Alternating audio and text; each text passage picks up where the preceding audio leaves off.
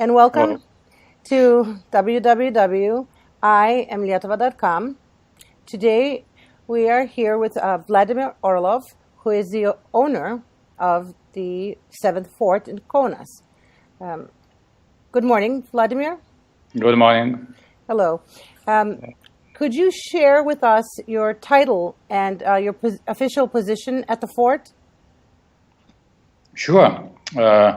Of course, it is possible to speak for several hours about 7th Fort, about past, about future. According to the topic, it was spread 2 weeks ago in mass media.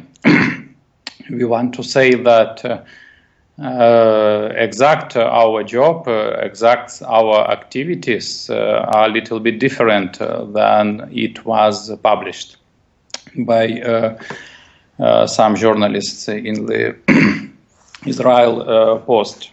First of all, we are not a wedding center. We are not a place like Disneyland. We are absolute different place for today, and starting from 2009, 7th Fort has two main activities. One activity is museum activities. We have two museum expositions. The largest one describes the history of Kaunas fortress as a fortification object. We show the weaponry of Kaunas fortress, defenses of Kaunas fortress. As you know, this fortress was quite big. Now it is a heritage of Lithuania, but many objects of this fortress is abandoned. So 7th Fort represents the history of the all first 7 forts of Kaunas fortress. And our other topic in our exposition is the history of concentration camp. Unfortunately, for today, they represent only the first period of these concentration camps, the period of summer 1941. Concentration camp in some different shapes works on the 7th Fort for the whole period of Nazi occupation. But we have no enough information to represent all the periods. I mean the period of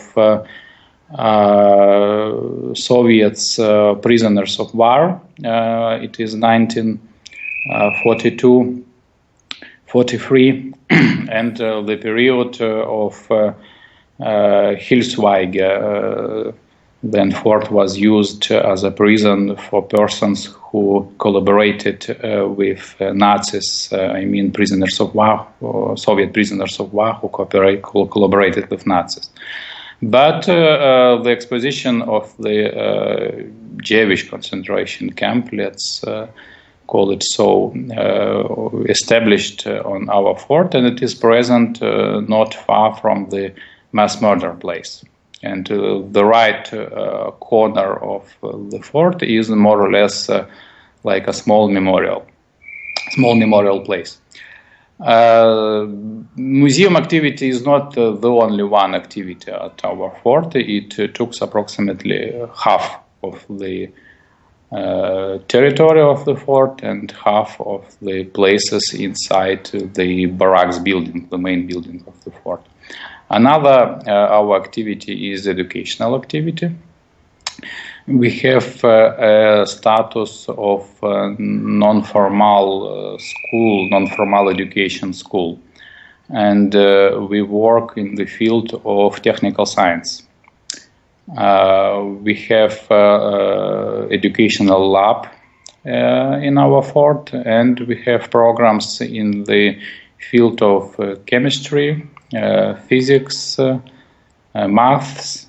As you see now, I am sitting in the mathematics class, and There is a lot of formulas around him. And from this autumn, we start biology and microbiology. This is quite unusual activity, but it is quite important for us because in Lithuania we have no such places where children could have access to the modern scientific equipment and to have some scientific practice before university. I don't know the situation in the United States of America, maybe it is quite different, but in our schools, in many schools of Kaunas, and not only Kaunas, I speak about these secondary schools. There is no chemistry or physics labs, and all the science are described only in theory without any practice. So we is something like a science practice center for the children, starting from the 7 years till the end of the school, till the 19 years approximately. Of course, all this information you can check on our website, because it's quite difficult to describe all our activities. We have a lot of them, but all our activities are concentrated to the children's and to the children's education. We want not to work with adults because we don't have enough experience for this, and we try to work and manage to work with children in different fields. Thank you very much for that expansive answer.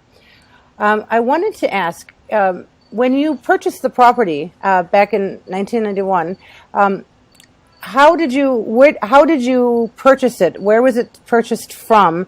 And were there other people was it a bidding type of situation? How did your organization come to acquire the fort?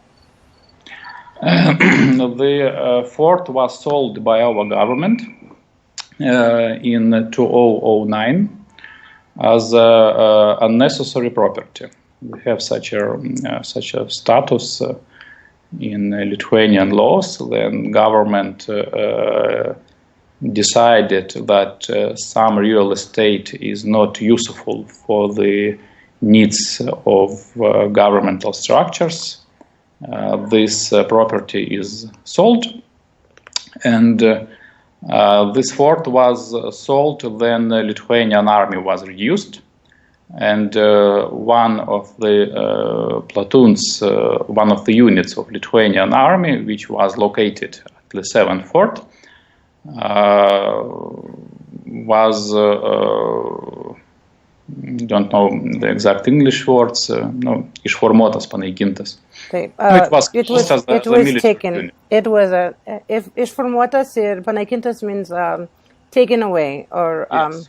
As you know, in 2009 it was huge economic crisis in Europe. The same was in Lithuania, and our government this year tried to reduce all the possible costs and to earn some extra money for extra needs. It was an open auction, not like eBay.com, but actually for the 1 month, all the articles in Kaunas, and not only in Kaunas, published information that 7th Fort as a real estate property is on sale, and everyone who wants to buy it can participate in this auction. We were the only one participants. No one decided to participate. I don't know exactly why, but maybe because of crisis, because of stuck money. The actual price, I read somewhere that it was 2 million litai, which is quite high. how did they set that price, and was there anyone? How did you come up with that? That's a huge amount of money. It's a very large amount of money. You see, it is was very large amount of money for us, but actually this price was calculated by government using some formulas. Ah. And as usual, the calculations show the intermediate price, and if the real estate is popular, the price, as usual, during auction, then several participants increase this price. As usual, the final price should be twice bigger, but it was no participants in this auction. I don't know why exactly, because it was absolutely open for everyone. So we bought for the minimal price, and it was quite unusual for our market, but such was economic situation in Lithuania in the February of 2009. So was there, in the purchase then, it was your NPO, your nonprofit, that purchased it solely outright? There's no other partner or any other entity? Yes, we are the only one owners, and we have no actions on stock markets of our NGO, and we don't have any investors, unfortunately. So we are the only one owners, and according to some articles, I should say that Kaunas city municipality never owned this fort, and Kaunas city municipality has no possibility to affect the privatization. During this period, some organizations in Kaunas, military organization, paramilitary organization, we have such as Šaulių Sąjunga, as you know. They try to get this fort for their needs. They don't want it to pay any money because they don't have a budget for this, and they asked the municipality to take this fort for them for free. But municipality have no possibility to affect government, and the only one possibility for the seventh fort was only money. The same situation is with all other forts in Kaunas Fortress and many other objects for Kaunas Fortress. For today, you can buy, for example, fort number 4, or you can try to buy fort number 3, because this is abandoned territories which belongs to government, and government tries to sell all these forts, but no one wants to buy them already for 20 years, for 15 years. So when you say the government, you mean like the government itself, not, you said the Kaunas municipality, you said, has nothing to do with it, nothing to do with the ownership. It's the government, the largest form of the government, not the city, not the municipality. Yes, Correct. It is governmental property. Got it. Seventh fort was, and all other forts are the property of Lithuanian government according to laws of Lithuania. Okay. I wanted to, you touched on this when you began speaking, but I wanted to reiterate, you being in charge of this seventh fort have been accused of renting the site for questionable purposes, which in your website you offer information in Lithuanian, English, and Russian, stating that the site is available for Joninės, which is a John's Day celebration for English speakers, adult-themed parties, and children's camps, which you spoke of.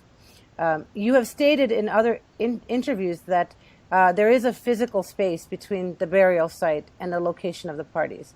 Can you see how one would at least infer the possibility of impropriety from the information, especially the adult-themed parties? Do you see where the criticism has come?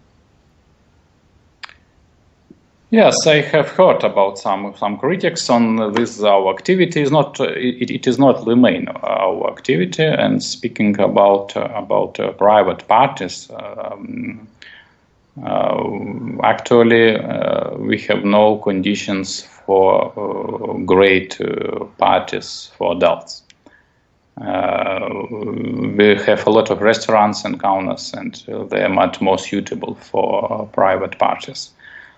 We use some marketing words in advertising, but when we have a client, we always speak with him, and you can ask any question for us, but we answer only for these projects which are interesting for us. For example, in the nearest future, we have two activities of such a type. One activity will be on Tuesday. It is the presentation of the historical book, which was written by one of the Kaunas historians, and new book published in Lithuania about the history of Lithuania will be presented here, and maybe it will be one glass of wine for every participant, or maybe not, I don't know exactly. But I don't call it a private party. It is open for every visitor, and this is advertised in our Facebook. You could see it. The second activity, it is a closed activity, more private. It will be approximately in September, and it is a service.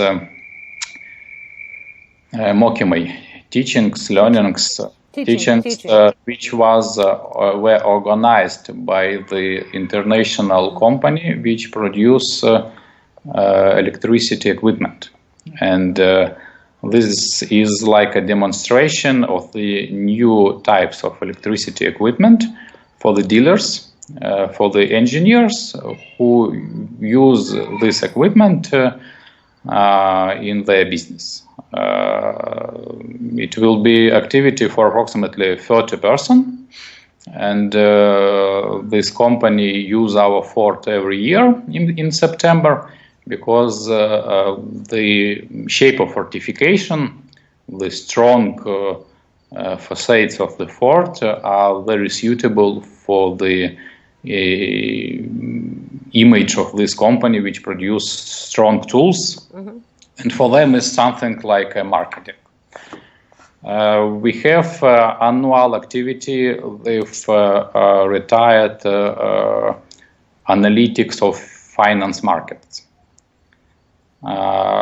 These are persons who worked on the finance market for many years. Now we are not active dealers. We work more like consultants, and once per year they gather together, and there are some persons among them who have contacts in government structures and Lithuanian banks, so they looked for such a calm place without any hearings and without any journalists, because they don't want that someone hear their talks. No, as you know, finance market don't like spreading some information. So actually we want and try to work with such companies with such activities. We don't work with some huge celebrations using a lot of alcohol, because of the very simple fact. Seventh Fort is used as an educational place, and according to the Lithuanian laws, and not only Lithuanian laws, not all the activities are possible in the schools. For example, in Kaunas you can't sell alcohol if you are near the school.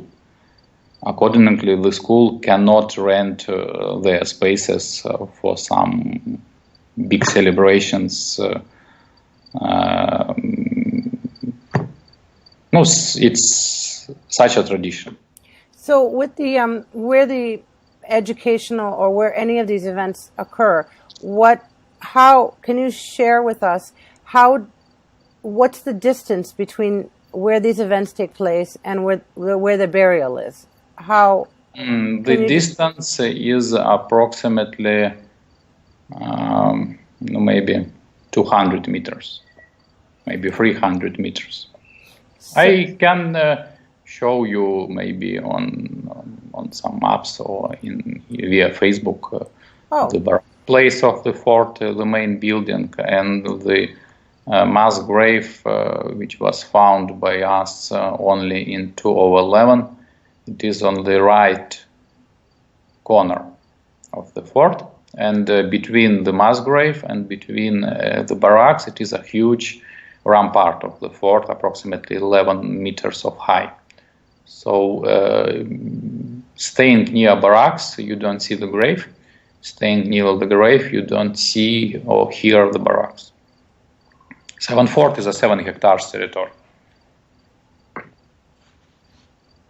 Okay, so if you could share, is there anything near the mass grave that is a memorial, a plaque, or anything that commemorates the place, the site?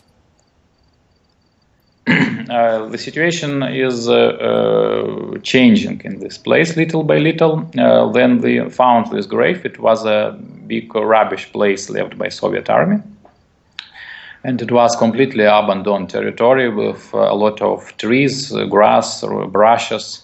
So it was impossible to reach this grave without using some special equipment. We cleaned this territory, tried to make the drainage system. We have made the drainage near the first grave, as they call, because actually the situation with graves on the 7th Fort is quite sophisticated. All of them are in one place, but there is no just one grave. There is several graves, and we exactly know the first one, and approximately knew the places near the wall of the other graves in the distance of approximately 20 meters from the main grave. So we cleaned this territory and make drainage, and should wait for approximately 1 year because this territory was very wet. It was something like a lake. Then this lake disappeared. We have found the remains of the victims, and it was quite a big problem what to do with these remains, because it was no such experience in Lithuania, and some laws were very old and actually were not working. So after 2 years of looking for solutions, we, together with some municipality structures and together with Jewish community, buried these remains in the same place. And it was such a decision to put approximately a meter of fresh, clean ground on the top of this grave to protect it, because as it was usual in many concentration camps, the grave after Nazis' crime was not covered with ground properly.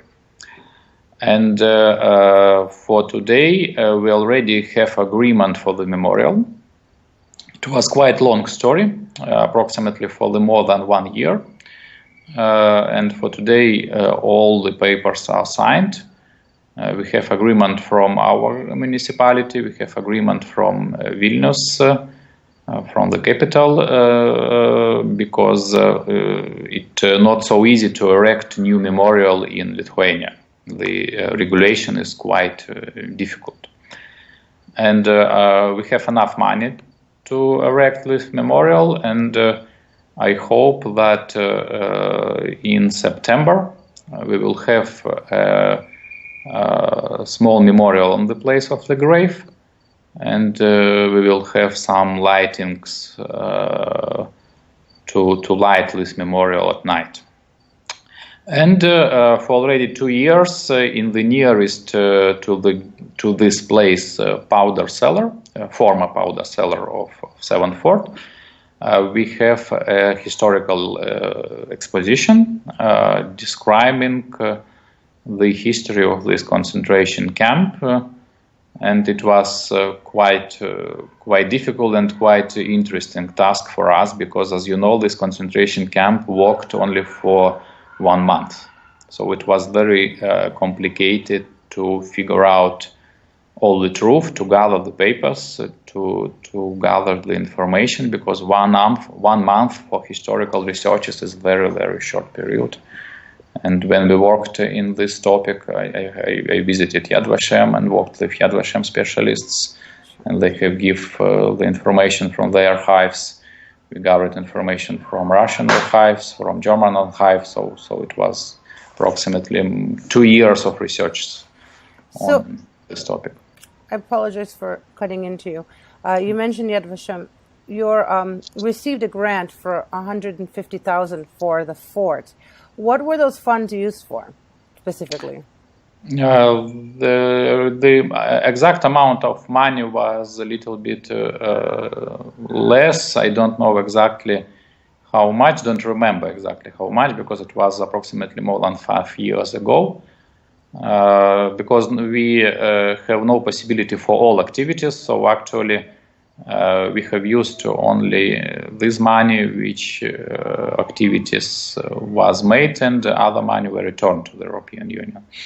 The main amount of money was used to prepare the territory of the fort, focused on the left yard and focused on the place of the grave, for the possibility to visit and for the possibility to have an aesthetical view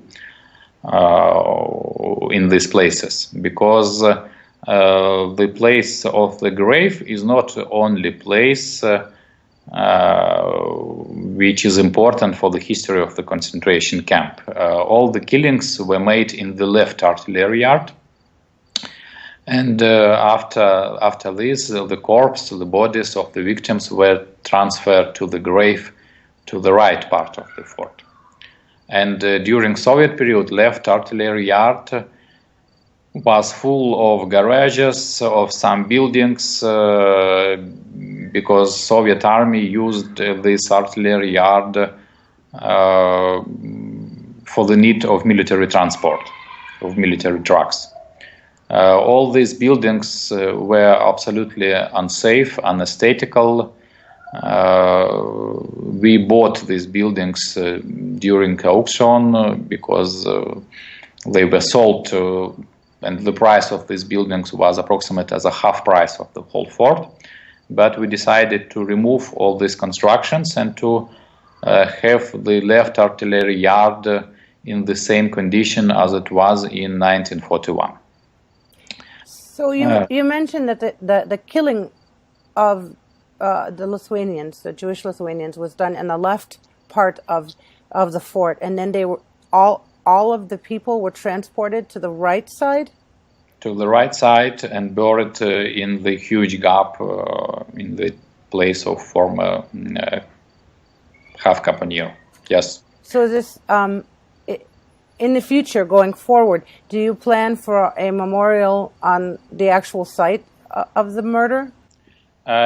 Shortly answering, it was a long discussion about the place of the memorial. And this discussion was between the Department of Heritage. We have such a structure in Lithuania which belongs to the Ministry of Culture and which is responsible for the whole heritage in Lithuania, including 7th Fort. And the discussion, in these discussions took part the Jewish communities of Lithuania, and we have several of them. So the decision made by Lithuanian Jewish community was that memorial should be erected on the exact place where victim bodies are present. One very important reason for this decision is that among the victims of 7th Fort, we have quite famous Jewish rabbi Elohon Wasserman, which is not so known for Lithuanians, for example, but for Orthodox Hasid Jews, Elohon Wasserman is a quite remarkable person. So for them, the place where this person is buried is more or less hollow place. And we have a lot of visitors from Israel, for example, a lot of groups of Orthodox Jews. I mean about 20 groups per year, which visited our fort only because of the fact that Elohon Wasserman is here.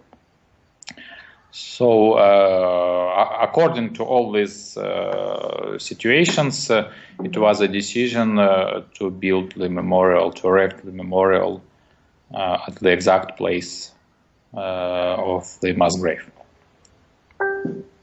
Going forward, due to the fact that there's been so much publicity and interest in the fort, you've mentioned a few things going forward, the lighting and changes. But what else do you plan to change to maintain the importance and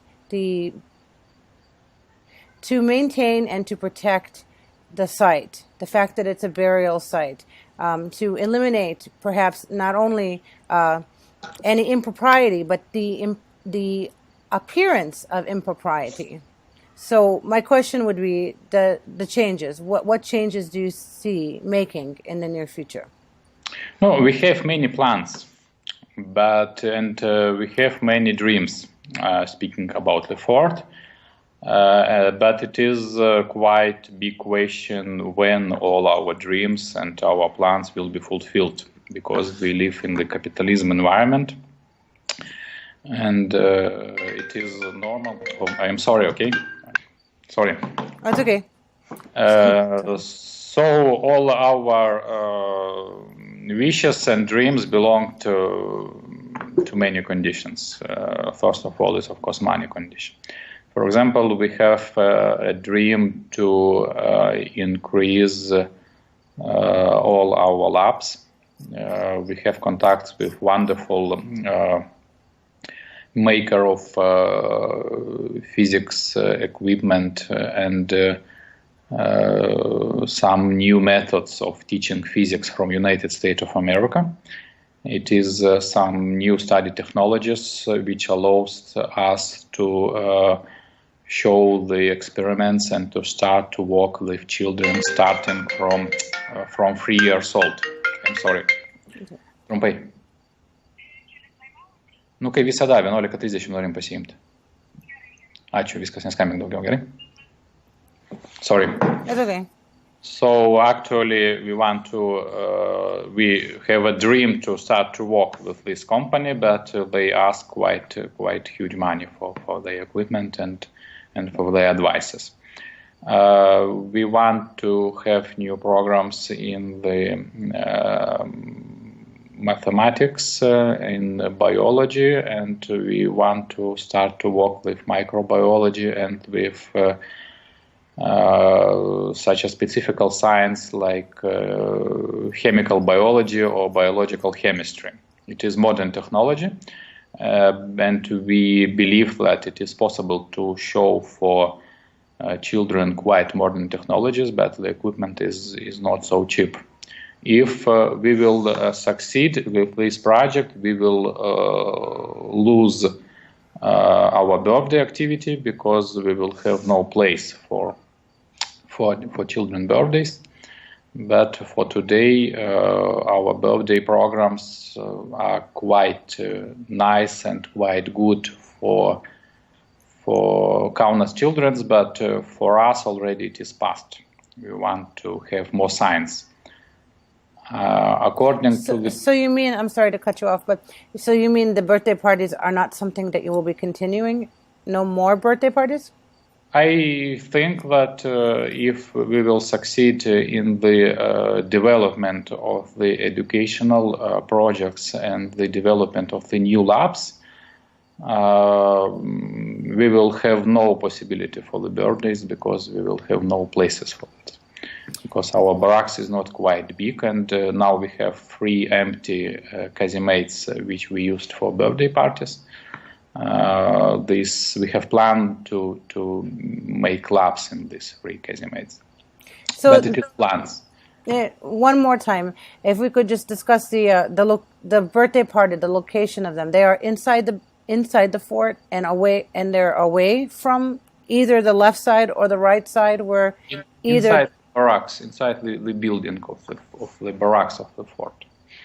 Barracks is the largest building of the fort. It is in the rear part of the fort, and half of these barracks are used for museum exposition. In the right wing of the barracks, we have educational lab, and 3 casemates in the middle we use as a place for birthday parties, for summer camps, and for some other children activities, and sometimes when we have no activities with children, so we rent the 3 casemates for some book presentations, for some meetings, and for some other. So actually our plans inside the barracks, it is to use these 3 casemates with lab equipment, because all other casemates of barracks are already filled with museum exposition and with labs which are already present in our fort. According to the territory of the fort, we have 5 powder cellars. It is quite big buildings. The problem is that powder cellars is underground building, no windows. We use 1 building for the exposition of concentration camp, and we use 1 building for our not to put our staff we used to work on the territory of the fort. No, I mean Girtuveles. Oh, lighters. Yes. No, yes. So if we could, to conclude, you've mentioned some of the other purposes in the future, but specifically, do you have plans to alter any of the memorial or to enhance the memorial so that it's the place where either the killing took place or the place of the physical burial, so that there is a specific there's a mark that there's a memorial with words to educate the public as to what happened specifically. Are there any plans that you see in the future for such a memorial? No, the memorial on the burial place, it is not the future. We will have this memorial in this September, and actually.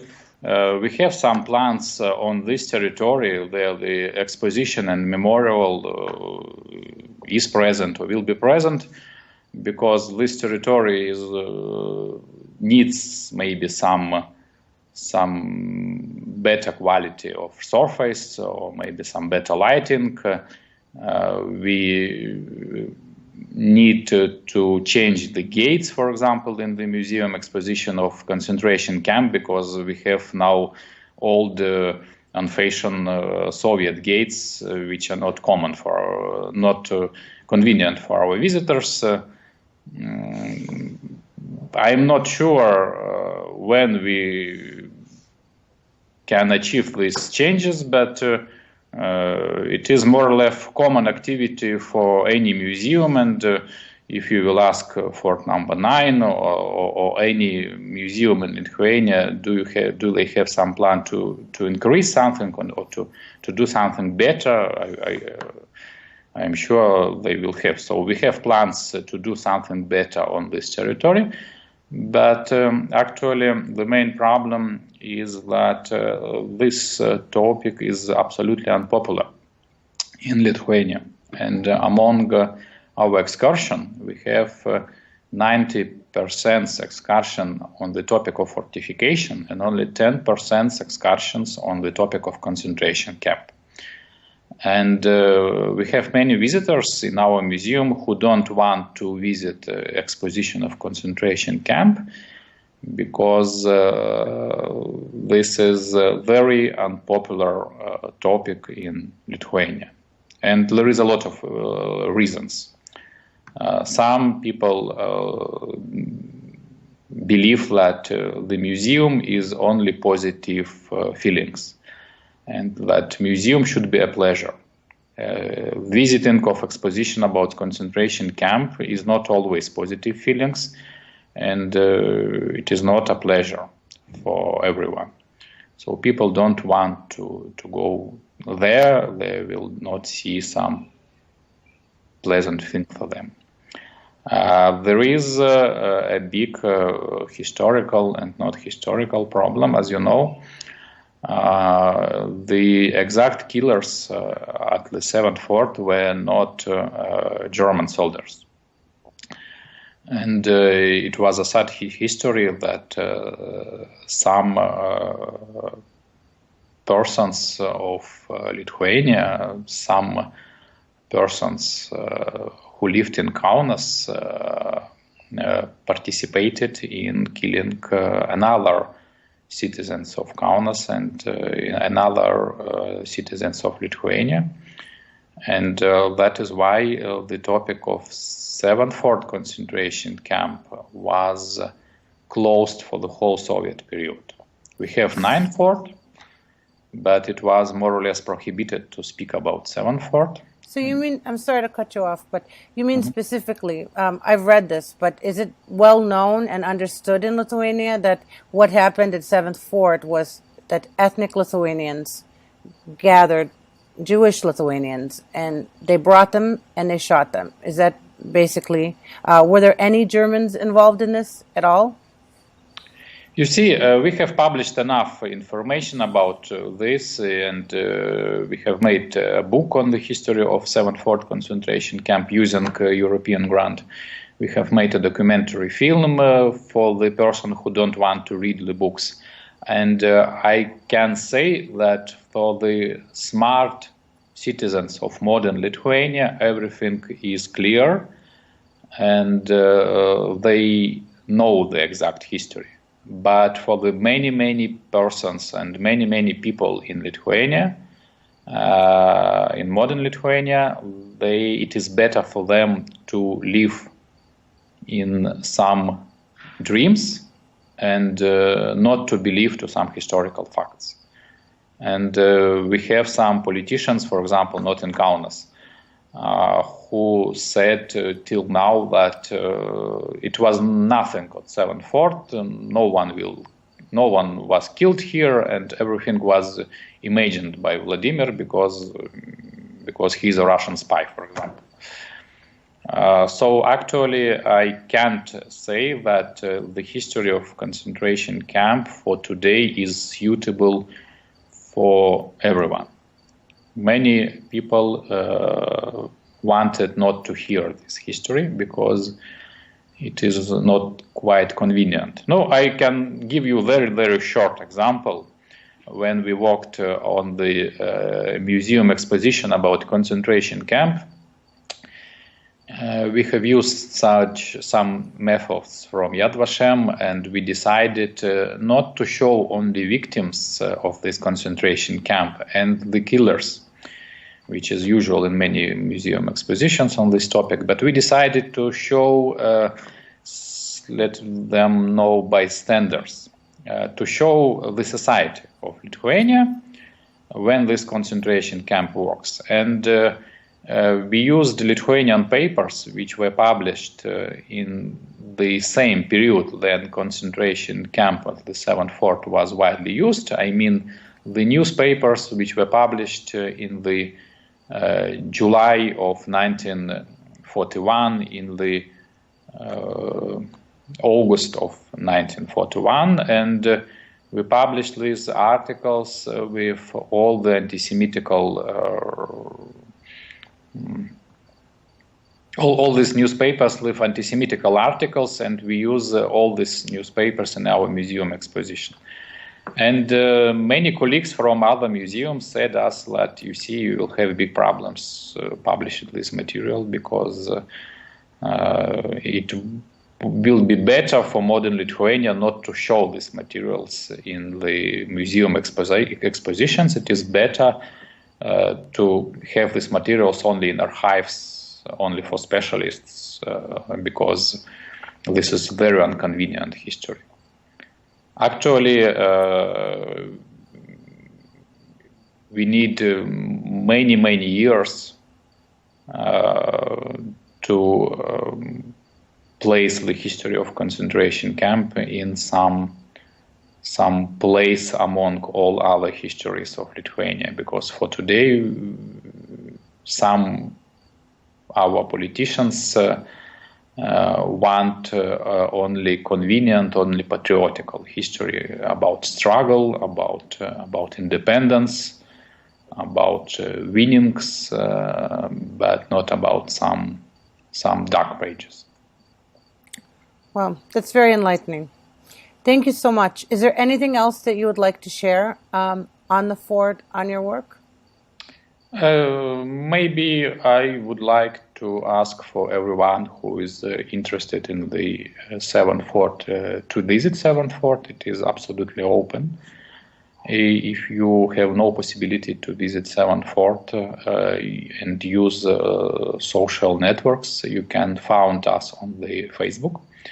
We are a very open organization, and we spread all the information about our activity in Facebook pages, and we are open for any visitors. We have no fee to visit the territory of the 7th Fort, and we have small fee only for museum exposition, which is absolutely common for all the museums.